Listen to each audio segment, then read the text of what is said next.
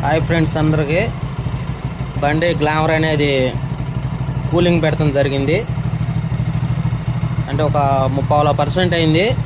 ఇంకా ఇంకా కొన్ని స్పేర్ పార్ట్లు అనేవి మారవలసి ఉంది, చిన్నవి.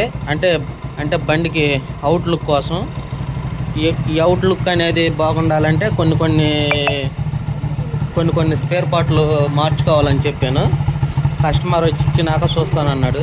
కస్టమర్ వచ్చి చూసినాక దాన్ని బట్టి మాట్లాడి పలాని మారవాలి, పలాని అనేది చెబితే దాన్ని బట్టి చేస్తాను.